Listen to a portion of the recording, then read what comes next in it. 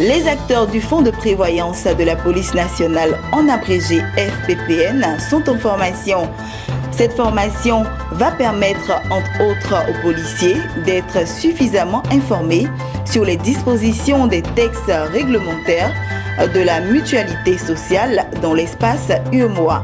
Vous aurez les détails dans ce journal. Ouverture ce mardi à Abidjan de la deuxième édition de l'African Startup Forum, une plateforme d'échange entre startups.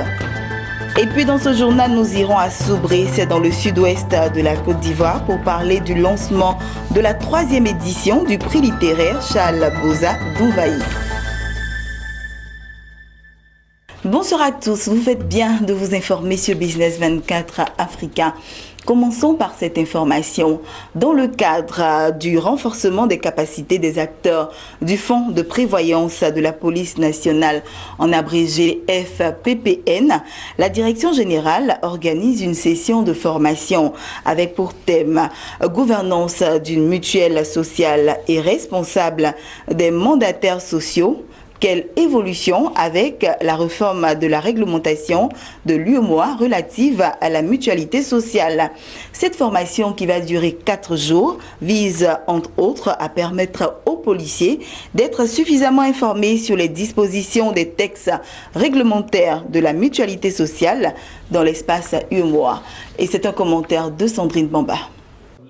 Gouvernance d'une mutuelle sociale et responsable des mandataires sociaux. Quelle évolution avec la réforme de la réglementation de l'UEMOA relative à la mutualité sociale? C'est le thème de la deuxième phase de la session de formation organisée par la Direction générale de prévoyance de la police nationale. 4 jours durant cette formation dédiée au conseil d'administration, la Direction générale et la commission de surveillance et de contrôle se proposent d'informer et de sensibiliser les administrateurs et les dirigeants de mutuelles sociales sur les innovations suite à la réforme des actes uniformes de l'UEMOA sur la mutualité.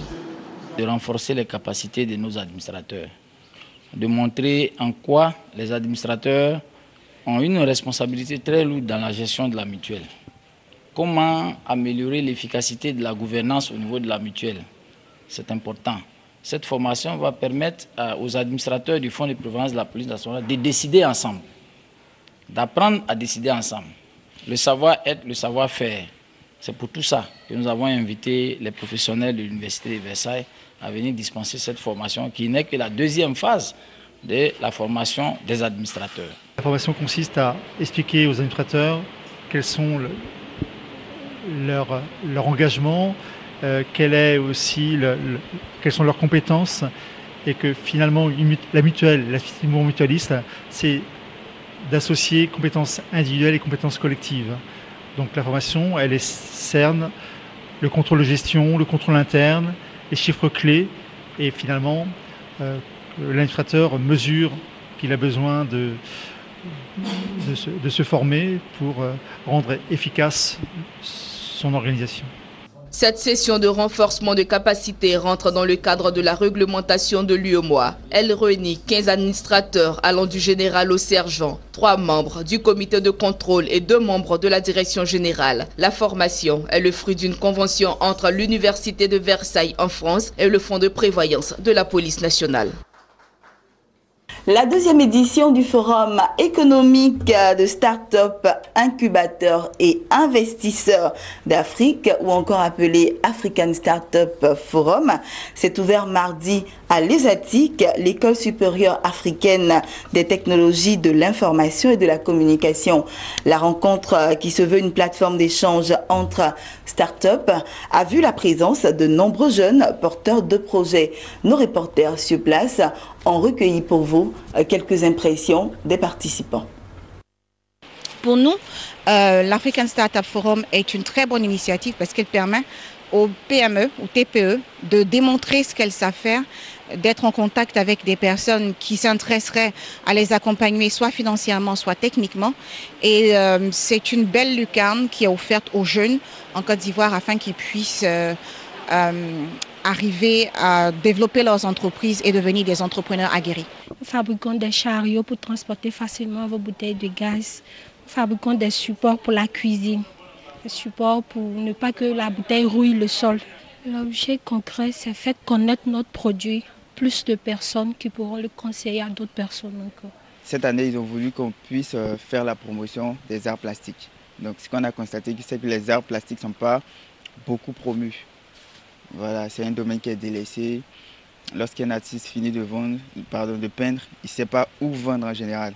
Donc cette plateforme a permis aujourd'hui de mettre les artistes en valeur. On permet aux parents de suivre en temps réel l'évolution du travail de leur enfant à travers des alertes SMS, des emails et une plateforme qui va leur permettre de pouvoir consulter véritablement tout ce qu'il y a comme activité au niveau de leurs enfants. Ivoire Cinéphile est une structure de production, de publicité, de spot et de promotion d'artistes. Nous avons constaté que le cinéma est en Côte d'Ivoire plus fait par des amateurs. En tant que membre de la structure Ivoire Cinéphile formée au département des arts à l'université Félix Houphouët-Boigny, nous voulons apporter un plus au cinéma. C'est-à-dire le cinéma fait théoriquement et pratiquement enseigner à l'école, fait envoyer une nouvelle révolution dans le cinéma avec la nouvelle vague Ivoire Cinéphile. Propos recueillis par Max Soubi et Lignon Gilbert. Rendons-nous à présent dans l'ouest montagneux de la Côte d'Ivoire, précisément à Mans, où le Lions Club International a volé au secours des sinistrés des dernières pluies diluviennes qui ont frappé la région en septembre dernier, faisant de plusieurs familles des sans-abri. Il s'agissait pour le club service de manifester son élan de générosité et de solidarité dans la droite ligne de sa vision du développement partagé. Cette action a été précédée de l'intronisation du club Mans dans de Mans, occasion pour l'organisation d'introniser ses nouveaux membres. La cérémonie a commencé par l'hymne national de Côte d'Ivoire. Ensuite, l'hymne du Lions Club International. En présence de parents, chefs coutumiers et autres officiels, les nouveaux Lions de la région de Mans ont été intronisés et dit leur engagement avant de se voir remettre la charte du club qui a pour nom Mans dans de Mans. En plein 21e siècle, où rien que sur le téléphone portable, on puisse se transposer sur un autre continent, je dirais même sur un autre plan, parfois, et il y ait encore des gens à côté de nous qui, pour moins de 1000 francs CFA, deviennent aveugles. En effet, la dose de l'ivermectine, médicament qui permet de prévenir la cécité des rivières, l'onchocercose, c'est à moins de 1000 francs CFA. Et à côté de nous, pendant que nous sommes dans nos Mercedes, nos Kia, Soreto, nos cravates, nos chaussures, il y a des gens dans la maison voisine, dans le village voisin, dans le quartier à côté, qui vont devenir aveugles demain parce qu'il leur a manqué 1000 francs CFA. C'est inadmissible. C'est cela que nous avons refusé. C'est cela que nous ne voulons plus voir. C'est pour ça que nous avons fait le choix de devenir des lions et des léos. Et en cela, je voudrais vraiment vous demander d'ovationner nos amis qui ont fait le choix de nous rejoindre ce soir. Chers amis, bienvenue dans la grande famille. Vous avez fait le meilleur choix possible. Après l'intronisation des nouveaux Lions, cap a été mis sur le centre hospitalier régional CHR de Mans, précisément au département de pédiatrie qui a reçu la pose de la première pierre d'un préau pour recevoir les parents qui désormais pourront être dans des conditions améliorées avant d'être reçus par les agents de santé. Toujours dans le cadre de leur élan social, le Lions Club a également volé au secours des sinistrés des dernières pluies diluviennes. Pluies qui avaient eu pour conséquence plusieurs familles sans abri et dépossédées de leurs biens. Notons que plusieurs autorités administratives et politiques ont pris part à la double cérémonie d'intronisation des nouveaux Lions de Mans et au don aux sinistrés. Côté Lions Club, on enregistre la présence du gouverneur du district 403A2, du président de région, de zone et des présidents du club de San Pedro, Soubré, Gagnois, Dalois, Divo et Mans. Et voilà, c'était le reportage de notre correspondant sur place, Abel Kouao, commenté par Max Soubi. On se rend à présent à Soubré, c'est dans l'ouest de la Côte d'Ivoire, où le conseil régional de la Nawa, en collaboration avec l'association Emergency, a procédé à la cérémonie officielle de lancement du prix littéraire Charles Boza d'Onvaï, magnifiant les actions de développement socio-économique de la Nawa. La cérémonie a eu pour cadre le lycée Charles Boza d'Onvaï de Soubré. C'est le reportage de Koné Mamadou, commenté par Jérémy Aouri.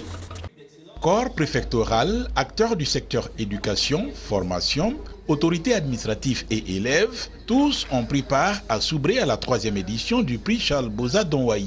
Ce prix s'adresse aux élèves des classes de 4e et de 1er et leurs encadreurs des lycées et collèges de la région.